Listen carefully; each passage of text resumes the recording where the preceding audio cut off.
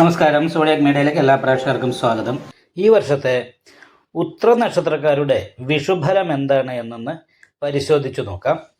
മീനശനി മിഥുന വ്യാഴം 1201 ആണ്ട് മേടമാസം 1 തീയതി ഉദയാദി 5 നാഴിക 47 വിനാഴികയ്ക്ക് ചതയം നക്ഷത്രവും കൃഷ്ണപക്ഷ ദ്വാദശി തിഥിയും പന്നിക്കരണവും ശുഭ്രനാമ നിത്യചന്ദ്രാർക്ക യോഗവും കൂടിയ ദിവസം കുംഭക്കൂറിൽ എടവലഗ്നത്തിൽ ഭൂതോദയത്തിലാണ് ഈ വർഷത്തെ വിഷു സംക്രമം വരുന്നത്.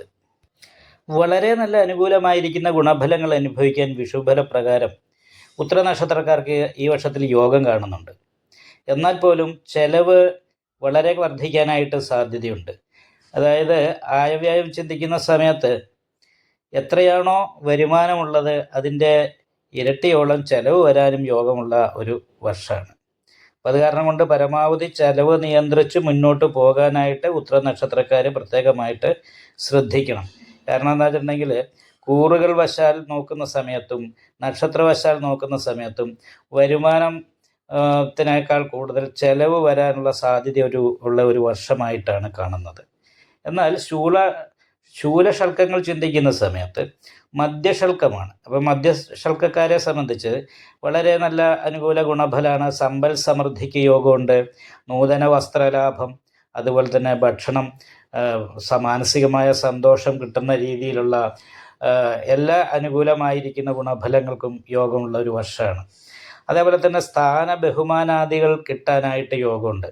എന്ന് വെച്ചിട്ടുണ്ടെങ്കിൽ ചെയ്യുന്ന തൊഴിലിൽ സ്ഥാനക്കയറ്റം കിട്ടുക, മറ്റുള്ളവരുടെ ആദരവിന് പാത്രമാകാനായിട്ട് സാധിക്കുക.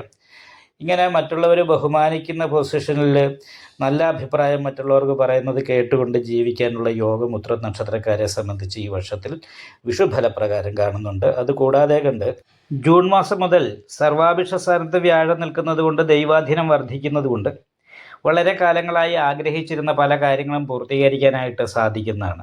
അതായത് ഭൂമി വാങ്ങുക, വീട് വയ്ക്കുക മുതലായിട്ടുള്ള കാര്യങ്ങൾക്ക് യോഗമുള്ളൊരു വർഷമായിട്ടാണ് കാണുന്നത്. ആഗ്രഹിക്കുന്ന സകല കാര്യങ്ങളും പൂർത്തീകരിക്കാനായിട്ട് സാധിക്കും. എന്നാൽ പോലും ശനീശ്വരന് നീരാഞ്ജനം മുടങ്ങാതെ ചെയ്യുന്നത് നന്നായിരിക്കും. ജൂൺ മാസം വരെ അത്രയൊരു അനുകൂലാവസ്ഥ പറയാൻ വയ്യ. 10ലാണ് വ്യാഴം. ജൂൺ മാസത്തിന് ശേഷമാണ് അനുകൂലമായിരിക്കുന്ന ഗുണഫലങ്ങൾ കൂടുതലായിട്ടുള്ളത്. അപ്പോൾ അതുവരെയുള്ള സമയത്ത് വിഷ്ണുക്ഷേത്ര യഥാശക്തി വഴിപാട് ചെയ്ത് മുന്നോട്ട് പോകണം. അതേപോലെ തന്നെ ശത്രുസ്ഥാനത്ത് ഇഷ്ടസ്ഥാനത്താണ് രാഹു നിൽക്കുന്നതെങ്കിലും 12ൽ ഘടകാരകനായിരിക്കുന്ന കേതുവാണ് നിൽക്കുന്നത്. അതുകൊണ്ട് തന്നെ ചെലവ് നമ്മൾ ഉദ്ദേശിക്കുന്നിടത്ത് നിർത്താനായിട്ട് സാധിക്കില്ല.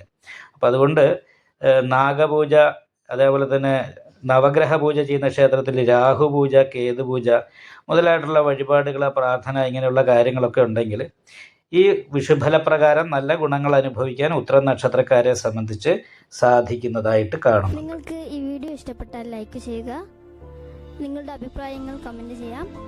ജ്യോതിഷവുമായി ബന്ധപ്പെട്ട കൂടുതൽ കാര്യങ്ങൾ അറിയാൻ ഈ ചാനൽ സബ്സ്ക്രൈബ് ചെയ്യുക. ഞങ്ങളുടെ ഓൺലൈൻ കൺസൾട്ടൻസി നമ്പർ താഴെ ഡിസ്ക്രിപ്ഷൻ ബോക്സിൽ കൊടുത്തിട്ടുണ്ട്. ആവശ്യമുള്ളവർക്ക് കോൺടാക്റ്റ് ചെയ്യാവുന്നതാണ്.